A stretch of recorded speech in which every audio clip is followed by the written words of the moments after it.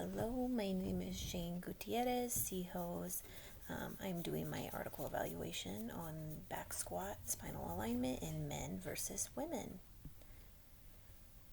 So, we're going to get into the what. What exactly was this article about and what was it?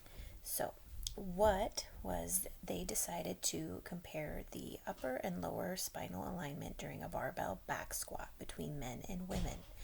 They wanted to see if there was any major differences in the way that each participant moved their spine. And it also looked at the spinal alignment change from a natural stance and in all the squat phases that there are. This is an observational cross-sectional study, which means observational researchers didn't change or manipulate the participants of the lift, and cross-sectional experiment was done in one moment of time of a back squat. So, the why did they decide to do this? So, researchers saw and knew that biomechanics in a barbell squat are very important, not just for the success of the lift and the load carried in the lift, but also for safety to prevent those injuries. So, they had started to see that a neutral spine is thought to be the most optimal position for preventing injury in a squat. What is a neutral spine? Neutral spine is that normal S-shaped curve that we tend to have, which means the lower back is a little bit curved out, which is a lordotic curve, and the upper back kind of curves back into the neck, which is a kyphotic curve. And they wanted to see how men and women with the different injuries in weightlifting, if it had any correlation from the deviation of that natural S curve. Because men tended to have a higher lumbopelvic injury, which is that lower back of a 42% frequency higher compared to women of 23%. And then women had also had a higher neck and upper back injury with the 20% in neck and the 29% frequency in thoracic compared to men's only 0%, which is very crazy to believe. But then we get into the how. How did they do this and how did they perform this experiment? So, to try and reduce the amount of variables, researchers found powerlifters and weightlifters with 2 years or more experience, because when you are a powerlifter or weightlifter, you tend to be more familiar with biomechanics and the safety of lifting heavier loads. But they also wanted to take away some more variables and took only people over 150 centimeters, and that means only 4'9". And we're going to be competing in a competition very soon or in the near future, and had no recent injuries or medical issues. Then they took all of those participants and took them into a controlled gym setting, and they ended up having 14 men and 9 women.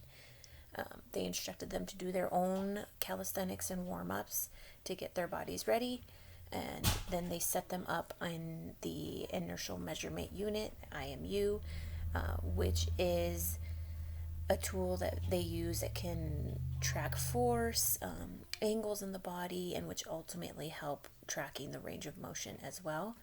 And then they told them to complete one more warm-up set to kind of get a baseline and make sure everything is moving good and that you're calculating everything right. And after that, they took their measurements of the spine angles and how their spine was sitting in their natural position.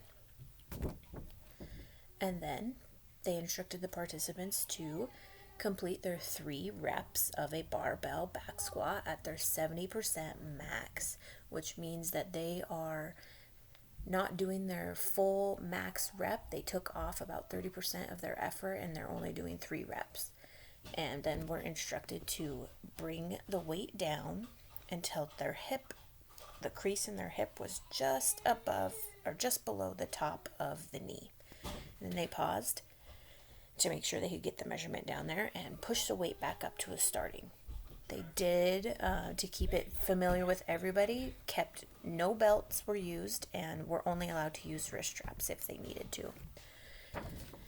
And then the last step was to take all those measurements in from the upper and lower spine angles and the curves and during the phases of every squat, and then compare them to the natural standing position.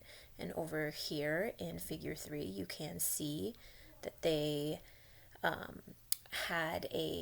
this is the path of motion and angles for both men of blue line, and the red is the women's line.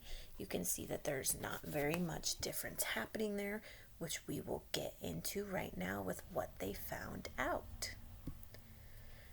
The result. This is what they found during their experiment and their results that came after. So they did see some changes in the sagittal plane in both genders, which tends to happen in a squat because you're having to not just stay perpendicular to the ground. You have to kind of angle yourself down a little bit to make sure you get a good distribution of the load. But the thing that they saw that was the most interesting was there was no major differences in the upper and lower spinal alignment, aside from men reducing their lower spine curve in the start position with the load on their back before the beginning of their back squat. So you can kind of see that in these. Figure 1 here is just their normal standing position, and then you can jump over to figure 2 on the right. You can see in that second little grouping of graphs how it goes under the line, and how men, which is the very lightly shaded in the middle, and the women is the dark one closer to that 0 line, the difference in the degree of the angle decreasing. Which then, the conclusion of this experiment. In terms of biomechanics, weightlifting relies heavily on the proper use and knowledge of the way our bodies should and shouldn't be moving when they're especially accommodating a heavy load.